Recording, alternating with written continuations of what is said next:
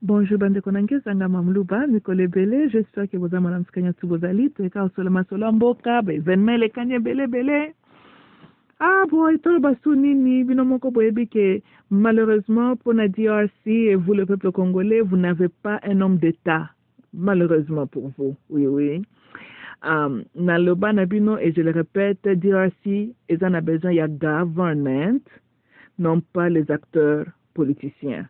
Rolanda, la bande nationale explique la différence, n'est-ce pas?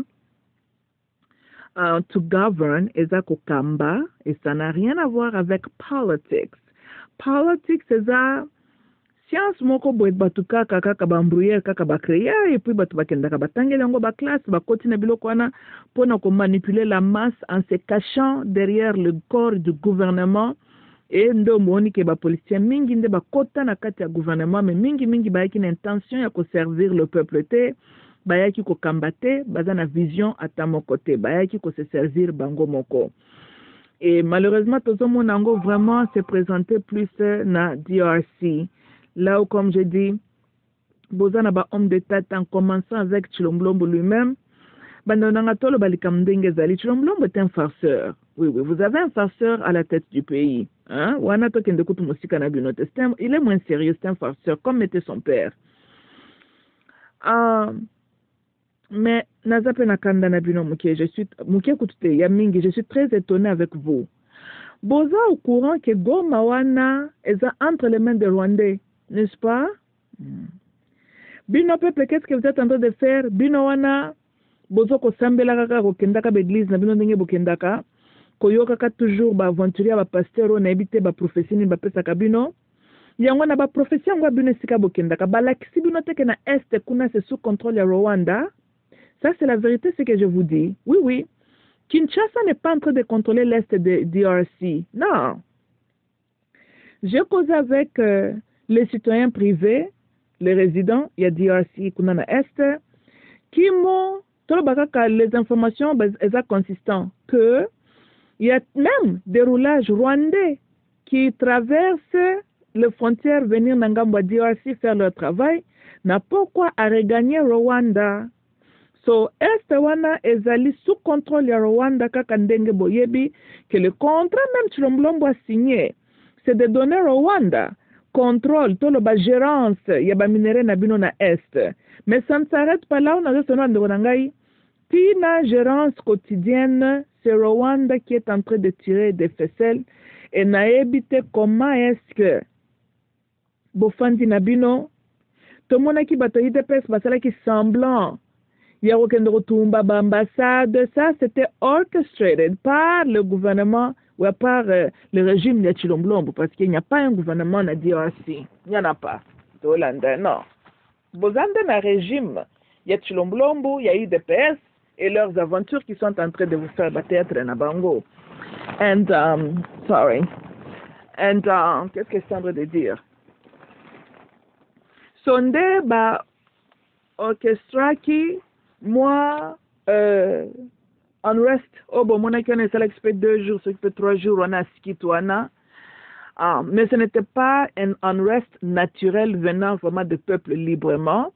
Et ça, voyou, il y a eu des PS, criminels, excuse-moi, force de progrès, il n'a pas besoin bango.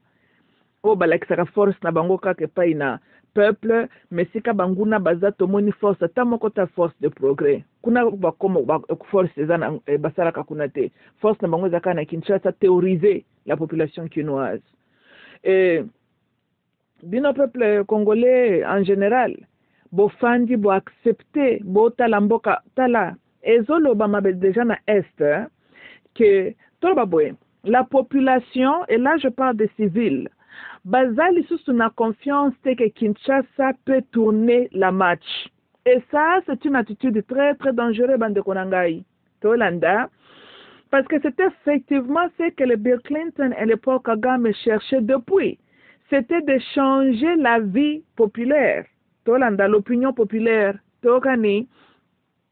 Et quand le peuple perd de l'espoir, bango moko batali, parce que Kinshasa montrait sa faiblesse. Kinshasa incapable de récupérer Goma, na ville mususu bazwa qui Minembwe s'occupe d'autres villes là bazwa.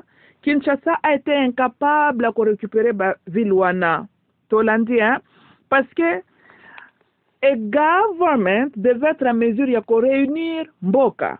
Et Kinshasa est incapable de le faire, même sur le plan militaire, avec l'armement.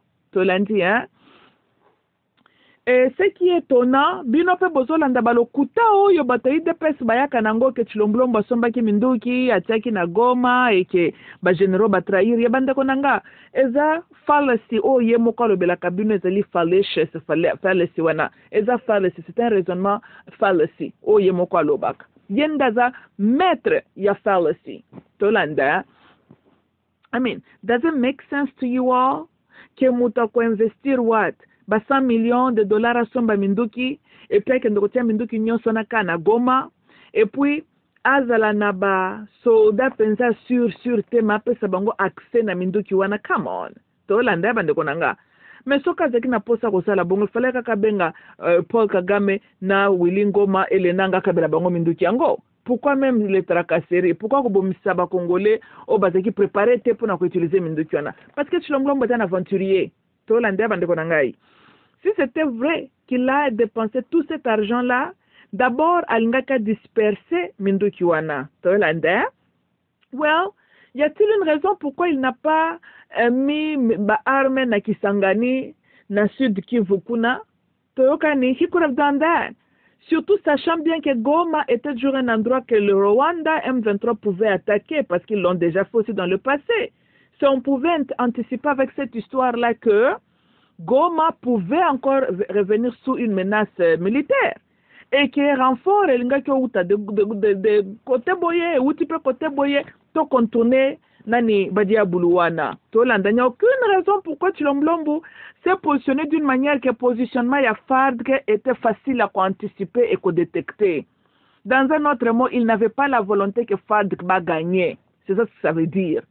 Bon, quand tu t'es fait que soit disant tes ennemis ba positionnement na yo et ce que tu n'as aucune intention de gagner la guerre. Alors que la jeu Donald Trump a aussi na Poutine na makamba Ukraine, right? Tolanda, I love Putin, so na critique mingi te kote wana. Togani, well, je ne peux pas lui donner tort pour na guerre na yazo sala. Ce qui tozala katam to la Putin wana na Congo na DRC. Tuba Rwanda, et tabambo que fallait que to sala ndenge Poutine azo sala Ukraine, il fallait que bison de temps envahir Rwanda. Mais ce qui tozongi li sous na histoire. Mabele wana pe Rwanda grande partie ezalaki pe ka mabele ya DRC. Tokoki pe kozonga tokende ko récupérer mabele na biso. Tokokaki kosala yango. Soki toza na bamibali à la tête du pays, mais malheureusement, hélas, toza na farceur à la tête du pays, un voleur. Mutamtema mabe, bande onanga inalobela bino na langue nini. Bo comprendre que UDPS batikala kolinga binote. La raison pour laquelle les blancs ont choisi Tshisekedi asala ba rebellion ne wana asala ki bundoki opposition na ki bundoki wana ezalaki parce que son sang n'est pas d'origine congolaise tozolanda ce peu congolais auta Malawi babotine bauta Malawi c'est un étranger tokani boyebi tangu Janet Kabila lobela kabino que soki Laurent n'est pas le père de Joseph. Tshisekedi alobela bino qui était son père. Mais boyoka qui est à travers. Tolandi, hein? Bozula qui angolo kola, mutupe a qui peut faucher les sous messages, on est qui sous oyoyo. Votre maman t'a l'air sur les cambo, tango est que tout le monde est sûr que ton père est ton père. Moussousou yé, mutalobi ma comme très très profonde, y'a ko la batu balanga terre à terre. Et ko embrouiller le message. So kotona na ko défendre bino mukie. Mais motuna jene tatuna kezaka mutuya moko motuna très très profonde. So qui Laurent n'est pas le père de Joseph Kabila, alors que Félix nous dit qui est son père. Tolanda, qui ne sait pas qu'Étienne Tshisekedi est biologiquement le père de Félix. Tout le monde le sait, même Janet le sait. Mais pourquoi poser cette question-là? Dans un autre mot, elle a parlé en parabole biblique. Alingalo Baboye. Soit que Joseph Kabila est rwandais et que Laurent n'est pas son papa pour sur base de la nationalité. Etienne Aouta Wapi. Tata Chilombolombo, lui, il est qui? Donc, qui naissance y a nationalité ne origine na ye eza ya wapi nde lokola tunaki bino. Mais belle-sœur na ye lokola ye pe mama tele biso likambo ya moko azaka lali bien mokolo mosusu okalamuki elle parle on dirait aza ennemi de l'état aye na ba raisonnement terre à terre alebungisi message profonde que sa belle-sœur voulait koyebisa bato tolanda nde lelo nazoloba ke mindele baponaka Étienne parce que son sang vient d'ailleurs toyokani Étienne azalaki corrupted jusqu'aux dents. Toyokani, regardez le monsieur, il n'a même pas investi dans cette disant pompane qu'il prétendait d'être ressortissant. Toyokani, hein? Non, moi na naenda ko tonga ke kol moko buizanga tina tongela batu. Na buku tesuki na mtaotanga kana ekolo wana. Premier collier ya école ya docteur Étienne Sekedi devait être yemo na Chilombo. Chilombo pouvait d'abord. Mais Joseph Kabila a été président. Azongaki kelasi. Son petit frère Zoé azongelaki kelasi. Classe de la canarete arrêté. Chilombo pouvait retourner l'école wana ya tongaki na kombo tata na ye ba rééduquer ye. Mais na ebita tongelaki yango banani parce que nyoka muluba honnête oyo atangi ba diplôme malonga batangi nde ba diplôme qui vole. Tokani hein? Donc tous les balouba là au bazo contouré Chilombo doivent normalement aller se mettre sur les bancs n'école wana Chilombo tongaki. Nga kanse kende nga tongaki wana tous les balouba miyibi wana bande ba kende kuna na batune à force de progrès.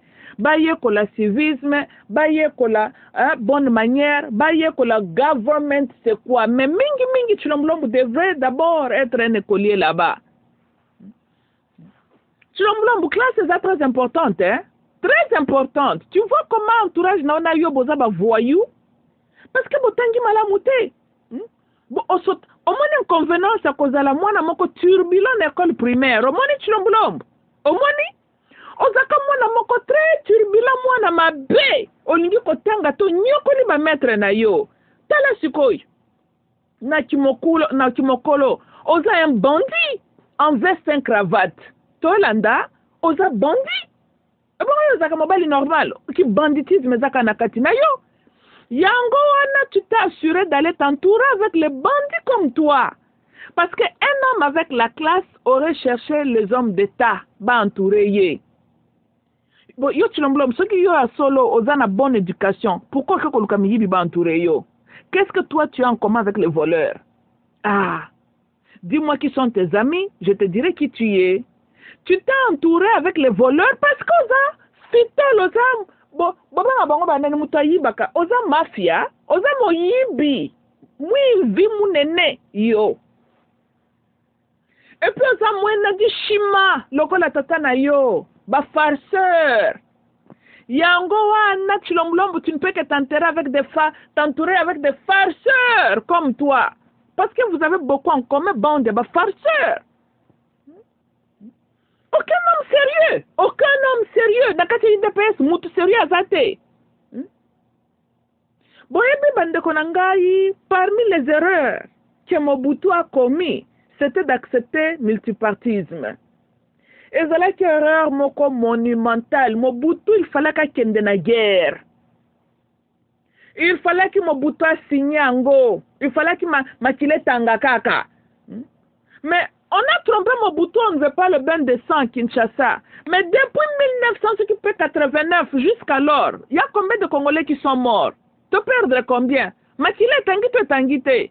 Alors, hein? En tout cas, Kaka, puisque le léopard était déjà affaibli, il était blessé, il était maladif.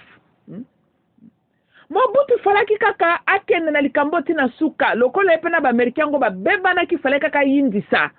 Ba shala. Fallait que tu kende lango na ndenge wana. Guerre penza guerre. Mote pela. Boyebe que normalement Congo wana tozana besoin ko sala guerre moko nationale. Oui, tozana besoin, il y a une guerre, il y a révolution. Mais toutes les grandes nations binobo en viaka se sont bâties. D'un bon respect kota kimia kota même les États-Unis connaissent de guerre à la révolution. Tozana besoin ko kende penza kora mikora. ezalaka dette nationale toza nango guerre penza nano entre nous respect kokota tolanda oui ulie tozelaka nde Rwanda bakoyedaka biso po Rwanda bameki kosala tobunda me tolingaka obunda te tozaka bato bakidiba na baeglise te bandeko nanga même na lola Satan na Michael babundaki toyokani après bitumba le Satan continue à aller dans la présence de Dieu tolanda. Mais il fallait qu'une Zambalo ne veut plus jamais encore voir le Satan pour Satan à celle qui rébellion qu'on a là. Et c'est là qu'il y a une compréhension entre les deux frères, le Satan, Michael, Bayokane qui m'a la mouté, Logo la Bayokanité. Il y a un tiers, il y a Ange Bazan à côté naï, Ngambo Moussous Matikel, Ndabon Kendakat, révolution, salami, guerre et salamaki na lola, guerre, oui. Bakabonite, Satan y est co-dirigé, Réamo Yassé, Michael a tiqué le condamné à l'école avec l'assistance de Jésus. Ndabon Masolo Nizalagat. Bon, je vais vous dire que je vais vous dire que Satan Satan règne na remo yo. Tolanda o zaka rem na ye. O na bisi binoza ndenge wana. Et puis akenda ka ne peut pas attendre Nzambe botanga kana l'histoire à Job kuna take pesa ba rapport. Tokania. Biso pa na samokili États-Unis sala pe ba guerre nord na sud. Tokani voilà. Na Europe kuna basala ba guerre ba 100 ans. Tokania. Et bon, bamboka lokola baska lendoy. Et botama ndeneza ba nation botami après guerre, ba nation neko botama. Bila bozaka ko Yesu makam alir kongwe ke nango bande onanga ye, il faut to signer to bundana entre nous. Toutes les grandes nations ba bundana lola pe bitumbe bima. Tokani, le Satan reste le fils de Dieu, comme Jésus aussi le fils de Dieu. Alors, quoi la domate zangatina wa yango bongi ko bundate bozo elike na mnoka na ba miracle zangatina bitumba esalama na tina soki na maloba toyo kanite on passe na système ya corps mikora toyo kani oui to ba bisonde to bandango te bandaki kuta na lola botanga kango na Bible et banda et puis na la belle bino maintes fois non mais bino botanga sikanzamba yina Satan pas du tout. Même Yesu soka yo babouili Satan moukié pour 1000 ans ba ko libérer lisusu alors ela ko nimlo comprendre kate wana bozo sala makambo ndire bozo na ba miracle moko bona ba fantasme na bino te Yesu ne va jamais anéantir le Satan ba ko gelende Satan pour un temps après Satan zongeli lisusu masolo c'est comme ça parce que tous les deux sont le fils de Dieu. Babunda kinde, incompréhension familiale. Mais le Satan qui est dans la présence de Dieu, ba solo li. Baba taba fantasme mingi. Boye bien. Bolobio ba Égyptien ba bakanzambe te, o nzamba pinisa ke Égypte ndenge bolobela batu. Botanga na zeya te. Kaka yenzambe wana lisusu ye el alobaki je vais restaurer Egypt toyokani abengi Egypt nin my people, Israel my inheritance, Ethiopia ma place toyokani voilà sikoyo sokata to tata logique na bino que Israël ezalaka ba Netanyahu bien que besoin erreur mais Egypt na Ethiopia vous êtes d'accord que ça na kati ya continent d'Afrique alors bolobaki bakoko na biso bayebaka nzambe te mais siko nzambe oyo azolaka ko restaurer Egypt ezaka nzambe wana oyo afrappaki mpe Egypt po libérer Israël toyoka na bino tala botangaka Bible na bino na malamu yango mboka ezokende kabwe po boza na bapriere bamiracle peuple mobimba lingi bafantasme non les Égyptiens sont également les enfants de Dieu. Boyez la bataille les Égyptiens que vous voyez aujourd'hui, vous ne les verrez plus. Non, vous allez encore les revoir parce que ce même Dieu-là va relever Égypte. Botanga ngote, it's in the book of Isaiah, na banza za Isaiah be Ezekiel. Tolanda, I think it's Isaiah. Tokani, il va restaurer Egypte. Tolandi, And Ethiopia, sa place. Okay? Ethiopia, la terre de noir. Tokani, bon la bataille que les Égyptiens que vous voyez, vous ne les verrez plus. Beaucoup revoir bango, parce que le bon Dieu va les restaurer les sous. Voilà. Tokani, Égypte est là la maille océan. ato boko kende kuno banga ko dinda ozana besoin mai pomela. L'Afrique est le berceau de l'humanité. La race noire, bisonde toza le dénominateur. Bobenga ngone dénominateur commun, bisonde base. Toga ni vraie base c'est la biso la race noire. Donc à Tanzambie, à punir biso ezaka nango temporaire. Oh, vous ne verrez plus les Égyptiens. Est-ce que le monde peut exister sans le continent d'Afrique? Non. C'est le continent qui a tout dont l'homme a besoin pour vivre, c'est le continent d'Afrique. Alors, est-ce que le bon Dieu peut-il réellement anéantir l'homme noir? Non. Mais ce n'est pas la fondation humanité. Tous les continents ont besoin de ce que l'Afrique a à offrir. Alors, nous sommes très, très utiles à la création de Dieu. Ata to pengwe mukie, nzamba siliki mukie, ndenge tango to nyonga ki baba to nzala oyo peuple kana oyo tango ba ki ko lukanzala kuna. Bon, lokola nzamba za juste se pelite ndenge to nyonga ki bakana na ito yo. On comprend, yango ake ko dindisa biso kuna na mer rouge, on comprend. Mais ayina biso te. Bien de beaux phrases, oh, vous ne les verrez plus. Vous ne les verrez. Ce que yo zo kanga ota de laquelle race?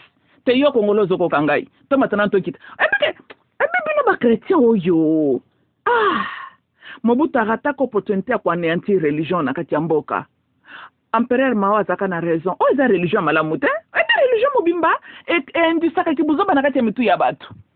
Pourquoi est-ce que le christianisme n'aide pas les gens à devenir intelligents? Nga lobi d'abord bino na bongo bino boza ba autochtone ya Afrique centrale. Et ba pygmées, ils sont les premiers occupants. Bino boza ba descendants, ya batu ba utaka, na nord kuna kota ba Egypte kuna ba Ethiopie, nde bisika ba kok barrière kok na bino ba utaka. Ce que tango bino boloba ka les Égyptiens que vous ne verrez plus. Mais tel le Congolais tu existes, n'est-ce pas? Tu es le descendant de qui? Tala. Peuple moko perdu. Peuple perdu. Ba moni convenance. Ya kozalaka na ba fantasme. Oh. Comment ngai mutu moindo j'existe? Otianga na mutu nangai que les Égyptiens que tu vois tu ne les verras plus. Siko ngana zaka descendante ya banani. Ya bakeme tango te. Siko ba disparaître ki wapi. Toza kaka. Yango mundela linga kabiso te. Mais guerre toza la kapena ngo biso na ba occidentaux. Ceux qui ba occidentaux ba odinga ki ba yebi combien de fois ba luka ba éliminer biso ba ko kakate. Ba yan esclavagisme. Toza kaka. Bayana colonisation, toza kaka. Ba créer ba maladie, en tout cas Mundele to embrouiller bango. Mundela sala nyonso sila na nabiso. Il ne peut pas. Est-ce que tu peux éliminer le couleur noir? Il faut être un chrétien pour croire que tu peux éliminer noir. Mais tout couleur ensemble, dès qu'il y a personne noir en haut, si on peut éliminer noir ndengeni. Oh. Non comprendre ba tum soute na vie Bisonde base. Torani, Africa, base. La race noire, base. Bisonde, oh, l'homme, Seigneur Dieu prend Adamo de la terre, à côté de la Garden of Eden. Biso. Oh, ben, centre, n'absoba, outaka d'une autre galaxie, bayeko kita sur la terre, that would be us. Okay? Donc, toke nulle part. Tokani oya sepelita kati mer rouge na ye akena bakana na ye bakenda kati mais bakontianga au sala guerre en Afrique. Pourquoi? Mais na dire sikuna ba grand financier à guerre wana ezaka na est ezaka ba descendant bakana na itu wana te siko bato alukani na Afrique. Non, leur Dieu les avait délivrés de l'Afrique. Il fallait que batika biso tranquille. Ba Bill Gates onyons tout ezaka makila bato wana te. Obsession à bango en Afrique ezalaka bango balobi que leur Dieu les a délivrés que ba égyptiens donc biso ba komona ka su biso est-ce que ba ara olukani na Égypte bina po lebo zalata na maye la taya ki bo moto nzamba tiana kati ya bongo ya batuto bo fandi wana bina pe bo repeta ka ngwa encore ce qui bo zib malheur ya kozana pasteur Muluba. Parce que malheur peut mingi besoin ezala ki ba pasteur ya baluba baza source ya malédiction pour mboka wana. Oui. Mais boyebi que Thomas peut kita ceux qui peut lelo église fingam na Congo na zape pona ba chantre et le pasteur Luba. Bato pornographie. Tozolanda oui bato pornographie. Et puis ba farceur. Et alors il n'y a pas longtemps il y a un pasteur otomona wa oyo azalaka wa c'est un boxeur dans ses fantasmes. Oba boula kama kofi en Afrique du Sud awa. Mukuna. Aye azo sambela ba prière na ye nzambe soki pa bungisa makanisa Joseph Kabila na batu bazana est. Mais mukuna yo na ebite tato po nini yo lingaka te batu bafanda kina balobela makambo importante. Epa mukuna wetu. Mukune yango yo mutemu ya mabe yo zanango utaka nango nanu wapi. Yo nano zaka serviteur nan de Dieu te mukuna. Bon yo toi tu es serviteur de Dieu en quoi? Ngai na lobi boya. Quand toi tu avais trahi la vérité pour l'argent, Olandaka exemple Anani, il y a Judas, n'est-ce pas? Non, ici, Jésus représentait la vérité. Judas avait trahi la vérité pour mon solo. Tangu yo bandeko kendeko liambongo Joseph Kabila, le Saint-Esprit en toi a ebisaka que Joseph Kabila zalaka étranger au yo zolobela batulelo, n'est-ce pas? Mon dima kolia mon solo, tu as tourné ton visage. Na malheur, il y a peuple congolais. Boité, Joseph Kabila n'est pas un saint. Non. Le nègre a fait tuer beaucoup de Congolais. Il nous a malmenés pendant les 18 ans qu'il était là. Le peuple était fatigué de lui. Ça aussi, c'est vrai. Tolanda. Pendant qu'il tuait les Congolais, il a introduit le Kuluna pour théoriser le peuple. Homosexualité, en plaire pendant le règne de Joseph Kabila. Tolanda. Où étais-tu, Mukuna, avec le Saint-Esprit pour renoncer? Mais tu allais là-bas, Kingakati, prendre ton enveloppe, n'est-ce pas? Une de tes femmes que tu as épousée là, pour y épousaka, kaka, c'est qu'il faut quand ça cause Salomon. Mais vous avez sagesse à Salomon, vous avez nakiburi, konde nebite ce que c'est nani. Une de tes femmes yo te kobala, ba parents libala wane zakabanani. Après que tu as humilié la mère de tes enfants, publiquement, hein, s'il vous plaît. Qui était le parrain ya libalo na yo te nebite ce que c'est kantia mariage. Moi si moko kende ko lokotaliso mais pas ya nakingakati. Kaka mama tele absolu kambo na mobali ne wana zoko finga bango ne ba parrain no ba pesio enveloppe, n'est-ce pas, incapable d'épouser une femme que tu as tuée. Kaka ko viola ka basi na ba mituka. Wana oyebi. Mais kobala boye, oyeba ka kobala basi de ta propre poche. Oyo balaka mama bana na omundo ngo sala ye. Oyo yo babale liyo ye pas Joseph. Siko na tuni boy. Siko tango Joseph Kabila finançait ton mariage. C'était quel esprit qui a béni ce mariage-là? Hein, Mukuna? Tika batu ba aventure ko papa oy.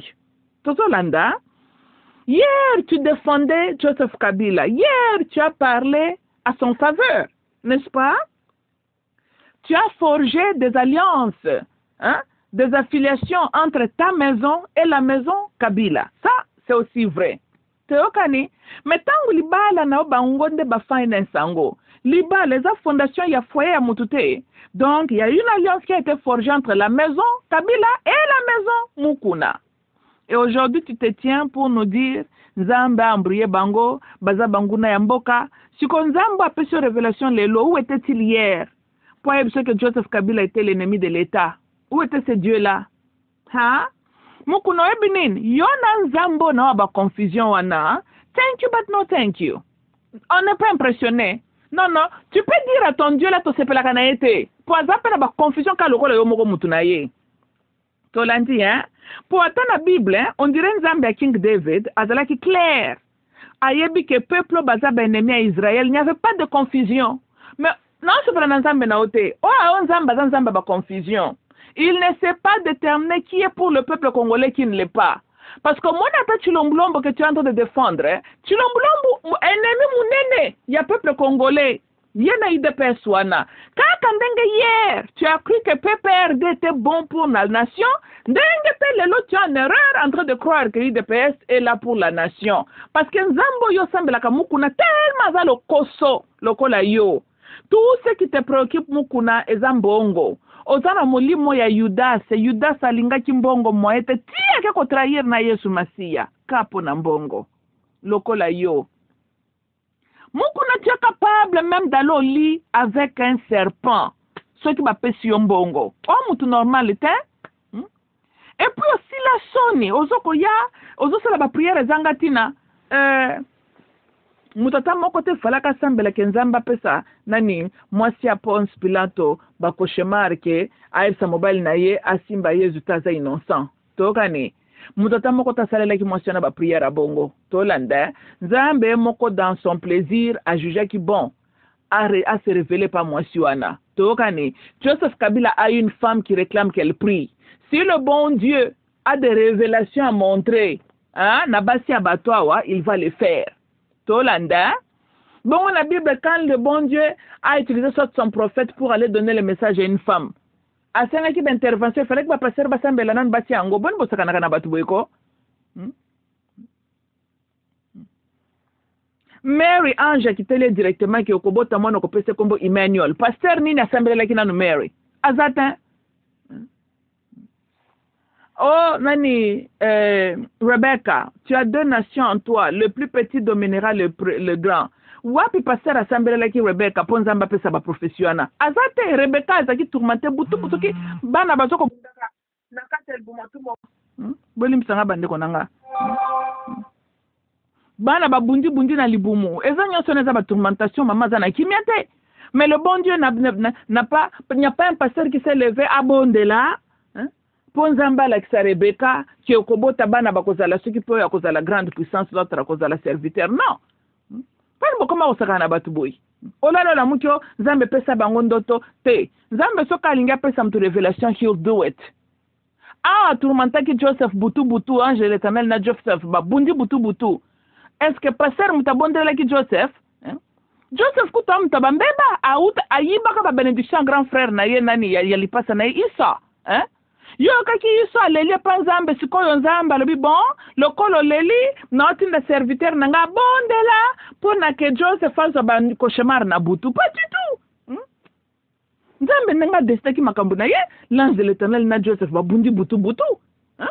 Poni kwa déranger ka batu mukuna tama kam très sérieux photo banamboka ozo bana ba prière no buzoba tata mobimba oyela ka ba prière buzoba nzamba zana besoin yo sambela te s'il veut tourmenter la pensée de quelqu'un tolanda voilà quand on a batu bele na Bible nzamba tourmenta ataki na besoin ba pasteur ba sambela la batu wana te po ya tourmenter nzamba na besoin na yo senga tourmenter ba Joseph Kabila te na bande batu na ye yo kosenga nante nzamba tourmenté nano chilombolombo kuto a besoin nzamba tourmenté il est tourmenté déjà de nature nano et bon ya zaka normal yo sumona mutu mobimba mercure na lune bazala kana opposition tourmentation nango nyonso yango wanati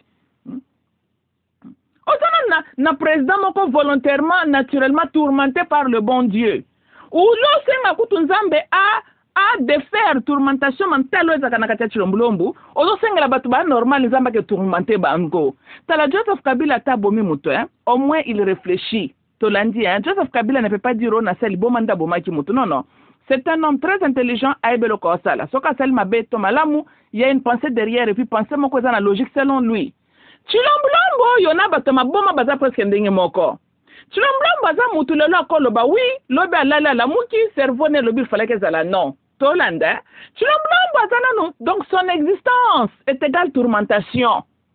Tokani, si combat que je babé, il y a cause avec un homme avec un esprit de tourmentation à la tête du pays.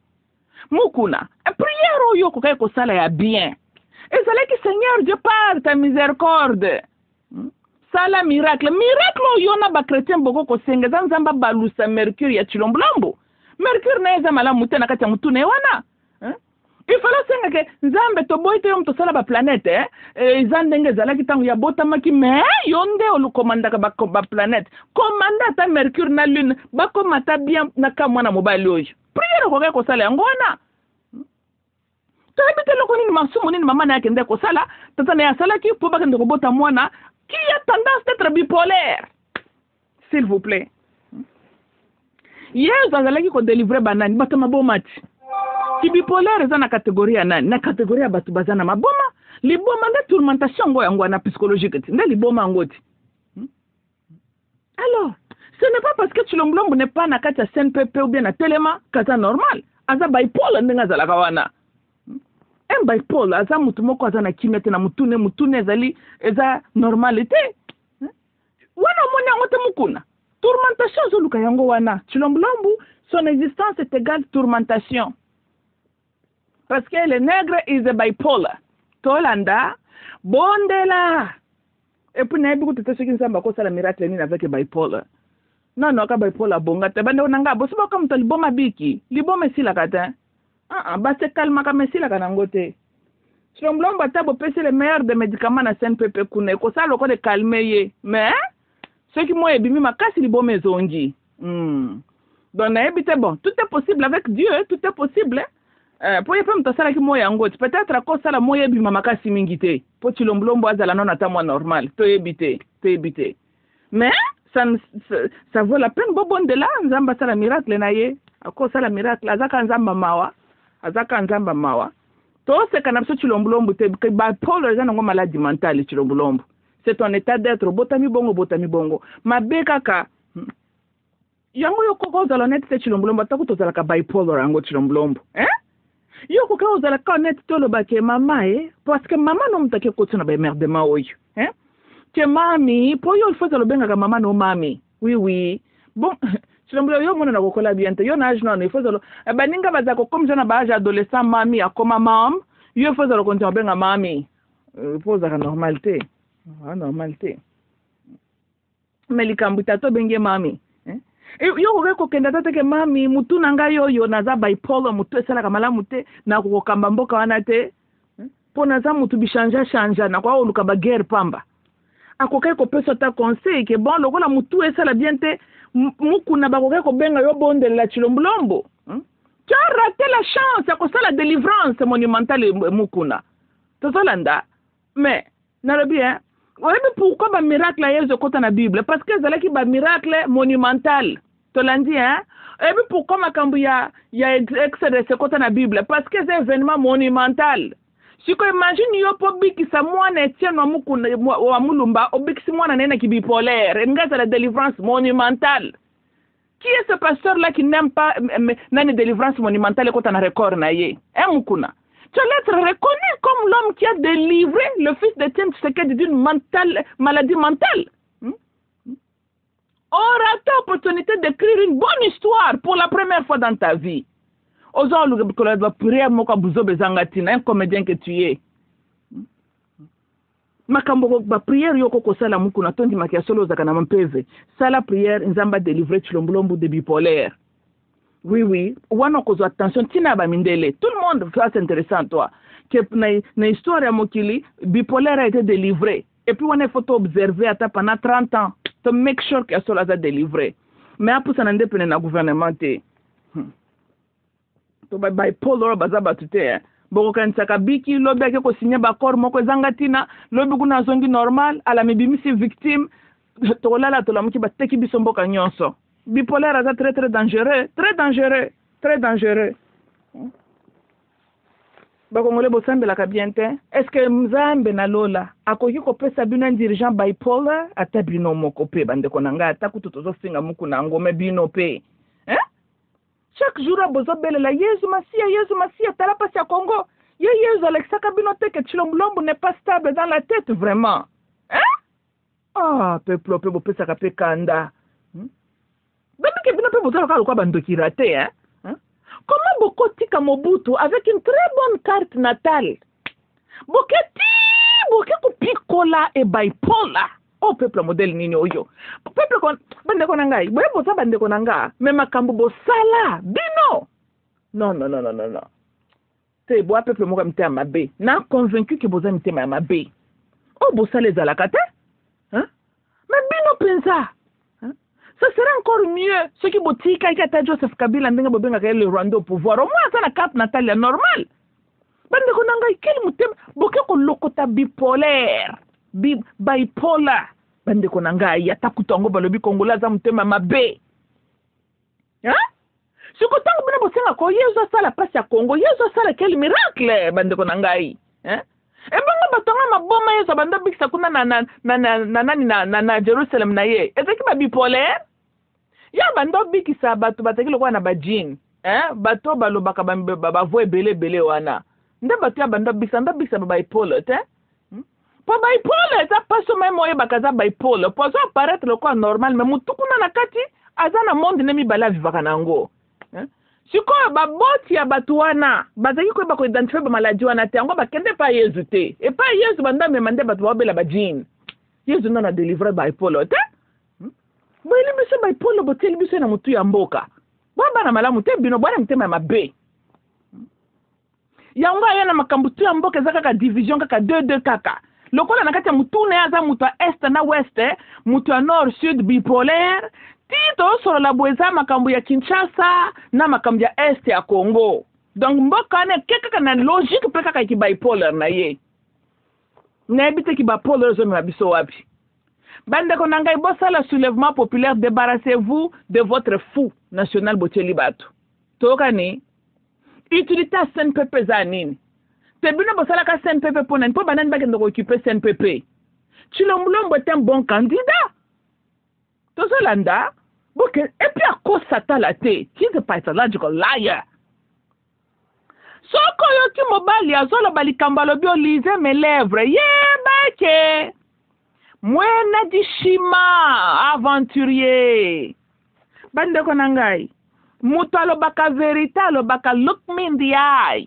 tolanda parce que les yeux eza window to your soul toyokani misu na yo ezotalisa biso ton âme ton cœur tolanda mwena dishima atalaka bato na misu te abetaka misu payi sauf te fixer les yeux pour aboyi omona ce qui est dans son âme soki aza tshor misu ne kokolaki korevese tolanda bongo bino boso mona tshor alingi otala mutu boye directement mutu ya motema mabe mutu aza na kanda no aza na makanisi ya mabe mutu ka mabe soki okutani na ye opese bonjour mine ezosekisa yo bonjour miso ezobetabeta de gauche droite atalaka azotala kote atali pene na yo sauf kofixe dans les yeux po azobanga omona sekile tolanda mobali aza sérieux soki atia mwasi litoyi ya sérieux alobaka nini azaka azoloba je t'aime d'abord soki mobali azobiso je t'aime na français keba na ye mata alobi yango s'il est sérieux il te regarde dans les yeux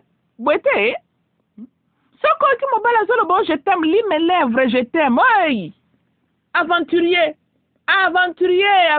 mwena dishima aventurier collègue ya Tshilombo président Mobimba azosola devant la nation ou tala la nation directement dans la caméra alta la bota la missionnaire qu'il est sérieux yazoloba lisez mes lèvres nazana mandoki na Goma capable ko beta Rwanda bakaka don lokuta lujimi lwa nyoka nyonso zobima na mnoko ne wana kaka lokola nyoka donc muta lokuta abota mina yango he's a pathological liar abimina libuma mama na yake ko hérité dans le kuta lokola tata na ye un farceur biologique comme était son père mwena dishima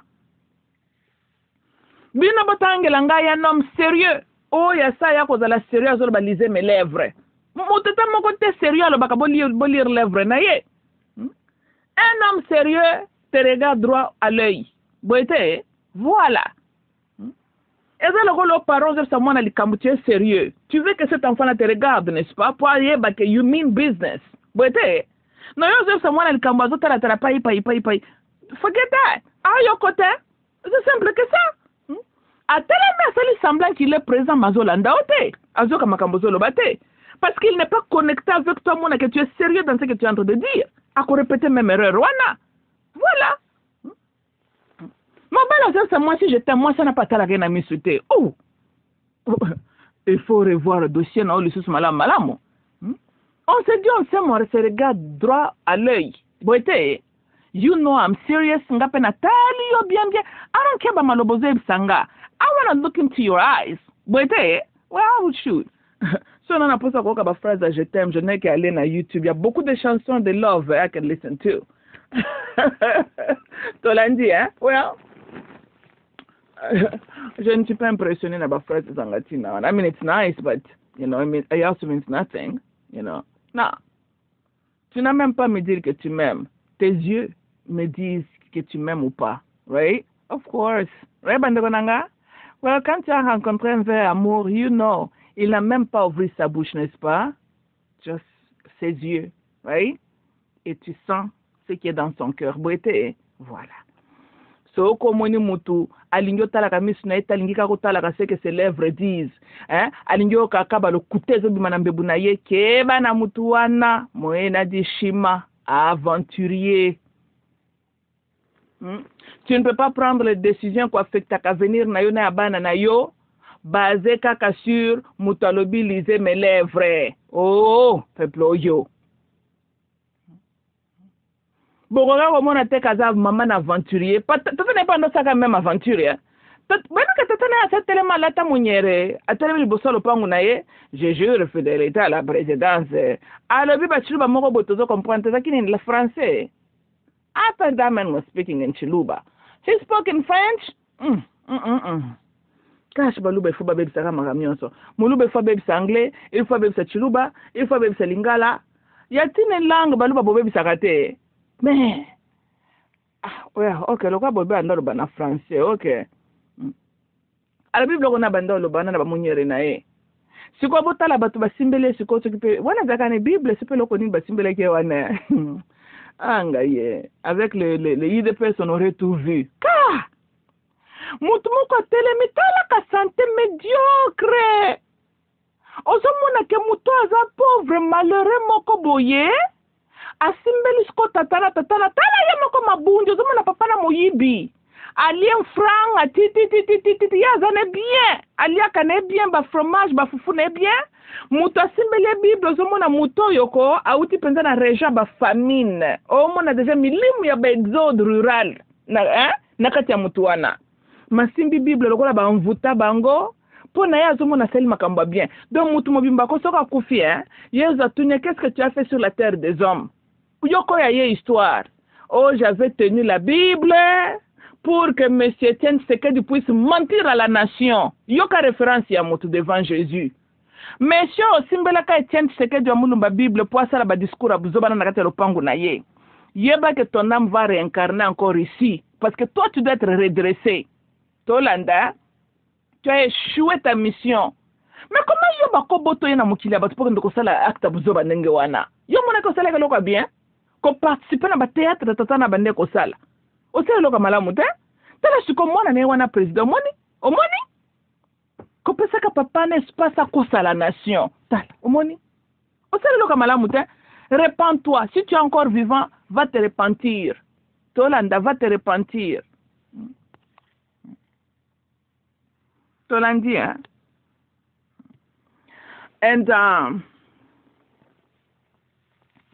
quoi d'autre? Oh, sorry, bande konanga. Ye tena telemi na kati lopangu na ye na monyere na veste na cravate na ye comme tout bon esclave qui se respecte alati tenu ya bato bakolonizaka ye o bazwaka ye en esclavagisme ape bango majde. And that epu na ebukute the rest makambo what the hell that man had said.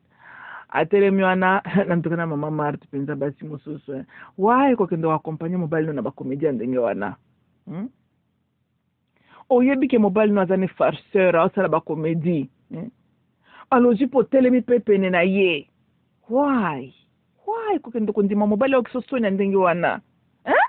Yango baluanga ba divorce ya Congo. Boko tete ke soki mobile azu bon chambu zoba ndenge na mwasa kendo ko divorce ye. What is a ground for divorce? Ko kendo ko bale farceur ndenge wana. Mais non qui s'habille à monyere et qui tient la Bible pour nous prêter bas serment devant ses assiettes dans la parcelle. That's ground for divorce. Okay, pensez comme ça the judge. Yo, na bala farceur. Quand tu vas divorcer, tu ne pas annulled their marriage. Yo bali malamute. O bali malamute o tamboli malamute dans vie o bali mabe. Quel lisuma. Bando nange foko sambela ka foko ke ba soko moni mobile alingika okotaka na politics. Il faut que oya atana posa ya ko govern to atane kaka acteur politique asala batu ba ambiance awa tolanda so ko moni mobile alingi mingi kotiaka ba munyere na mutu keba molimo na IDPS toka ni boyebi kozana mutu moko asalaka prière pameli molimo na baluba azalaki na raison même makambu tu na zo sabino soki botali les acteurs principaux ezaka bato baliaka chibelebele wana voilà tolandi hein. So ko tomba amoureuse keba so ki kaka mobali o aze élève ya Etienne keba na mobali wana Martin Fayula yake o aza adapte ya Etienne bomoni epe ba aventure zo sala bato Yo wana ke koyambana na Chilombolombo. N'habite entre les deux qui est le Satan, qui est le fils de Dieu, mais bake koyambana. Les deux frères bake koyambana. To habite entre bango bapona, qui est le Satan, qui est le dragon bapona. Parce que Michael Kutazat entre les deux là. Michael Kutazanete. Ezali solo ya Satan and the dragon and Lucifer. Nani, I don't know. Mais Michael na Yesu azat entre les deux. Les deux frères se sont retrouvés. C'est ça. Bomoni makamba monyere na mutu. Ça inspire rien que les aventures sur aventures. Tolandi, hein? Donc, so comme on mobile aye kolobano na français, yeba que c'est un menteur. Tokani, un bon menteur, mais en français. So comme on mobile à l'atelier veste, na cravate, abakisi monyere, et puis à combiner na langue française. Si tu connais ce qui est bon pour toi, kima. Mais au cas où so bala qui est pour kosaka la chemise à maputa, alo balie, lobi loba late loba kutrema wana. Go to the Supreme Court, senga ba annule libala wana. Toyokani. Kotika pasteur lobate ko le mariage, que le mariage soit honoré de tout. Ça c'est un mariage de déshonneur. Tolanda, il n'y a aucun homme normal dans la tête à quoi yana ba kutrema modèle wana. Bino basu moni muta malonga la taka monyere na mutu. Alors, eza kutrema ba farceur. Montrez-moi un acteur politicien sortissant ya eloko wana bobenga ka IDPS o ya lati monyere na mutu e ka sala makama malonga. Bango tout les farceurs. Mais eloko yo amplifier lisusu farce na kati Chilombolombo. Eza ba bikoto na bando tia na mutu na eti. Déjà botami na bipolaire ala zu monyera bakisi. Et amplifier yango aza plus menteur même que son père. On a dit que Chilombolombo était plus dangereux que son père. C'est de ça qu'on est en train de parler. Que si son père était un farceur, le fils est plus farceur. Parce que le fils est né bipolar. Ça, c'est une mauvaise combinaison. Moutabo tamba bipolar et puis ensuite, il mon hiérarchie. Et puis on se demande où est-ce qu'il y a parce que dans la fantasme na ka bipolaire na yazo me la pembo kana ndenge ya bipolaire eza polo mi balé kabwani kaka ndenge mutu na yeza la c'est ça son état d'être. Azali ko vivre fantasme ya mutu na ya son état d'être aza un homme divisé en deux. Yango palingi mboka za la divisé en deux. Et ama eza milimu na ba division mentale ndezana etokoka milimu akotelemela yango wana. Tozolanda oh tokangi Satan. Satan a muneno eza na kati ya Chilombolombo mulimu ya division en deux. Milimu ki bipolaire, mboka eza la ekabwani na deux, mulimu wana botelemela ngo. C'est vrai yezo zoeba mulimu wana te, ngone fo bosa la soulèvement populaire Chilombolombo akende. Tolanda, d'ailleurs bosa la prière wana te yezo ebi bipolar te. Tala botele mande Chilombolombo akende. Akende ko luka assistance na ba CNPP kone. Bongo bino bobota ke bipolar. C'est hier c'est que neko collègue bapolo na yesu ki pa tatana salaka bloko ni bino botalaka hein tant bango balia ba fromage na bango akeko bota mwana bipolar bino mtu botalaki wana il n'a pas su comment bien inculquer des valeurs morales dans la tête de son fils. Où est votre problème en ça? Et ma comme na bino babi magaba volontaire na kindoki abatu mususuté tokani tout le monde a ses problèmes tolanda oh bongo famille na baba kor na bango basala po bakende ko bota bipolar na bango bino mutu bosilaka ba kor wana tango baba ndole ba bifotek na bango na Belgique baliaka ngona bino alors poni kwa ko nyokola bino boy makambo tali bino te Chilombo na kale ko kende ko luka supe na Malawi kuna bisika ki bipolarism na yebanda kende kuna na Malawi makambo tali Congo te mais Chilombolombo tika ko memela Congo na milimu ya ba division lokola ton état d'être est un état divisé tolandi hein. Voilà, yo zana deux polarismes mozoko vivre nango. Polarité mi balé. Tolandi hein. Tika kotia ango et se materialize comme la biso mboka na polarité mi balé. To se prend na makamno te. Tokani, mais malheureusement pourtant nous ne sommes pas en mesure de t'aider. Tolanda, po Yesu a traité na bipolar te. To na prière ko side la ote. Kende bisika bipolar no bandaki zonga kuna kando lukase nani solution na yo. Mais tika nani pouvoir. Bongo zula ki ngona pouvoir. Alors, au lieu qui bipolarisme on a parlé du peuple. Hein? Si oui. Au kangameli bato ali kamunini. Biso bato lesa kiango. bisika kende ko liango kende ko luka solution kuna ceux qui faut les on a 12e riz kende ko luka solution on a 12e riz mais toute la nation ne doit pas en souffrir parce que yoza bipolar parce que si quoi le bon mane bande qui to ebité to mona kaka mutalati kaka veste na ba munyere na mutu to moni ka kondenge to monyona makambo sala na tata mwasi na peut-être ngo zoza bipolar ngo zana to ko banenge nini mais yo yeme sika ki bipolar na wane uta metali bisote tika pouvoir Chilombo tu as une mauvaise nouvelle pour l'Afrique. Quand pour la diversité, pour l'Afrique, tu fais la honte à la race noire. Tu fais la honte de l'Afrique. Et puis, comme il y a un panafricain traître, un esclave de blanc, et white puppet, aux puppet yabamindele, Tolanda, nègre du champ. Tu es un nègre du champ, tu es un nègre de la maison, traître. Tokani. Koya kolobela bato za panafricain ya kifuati. Yo di panafricanisme c'est quoi? Ce n'est pas aller signer le contrat pour nakoteka ba minerais à DRC aux États-Unis. That's not being a pan-african. Tolanda alors. Kende ko beta ba discours et puis on a pas ki monyere tango lo ba ki bloko wana fo ezala. Parce que monyere inspire ka toujours buzoba na kati no kala ko la tata na yo. Tokani. Tala next time ko lata monyere ozi onction ko beta ba discours ezangatina. Kende ko lo bango atana mu pompa kune sika bandimela yo. Tondima yote na reste ya mboka. Chilombo donc tina ndanga zala kona bateke to sepela note. Tondima yote on nous a imposé yo, mais to yo to linga yo bon na vota ki yo. Chilombo na vota ki yo. Oyiba ba élection. Yo na Nicolas Kazadino bo sala ba jeu.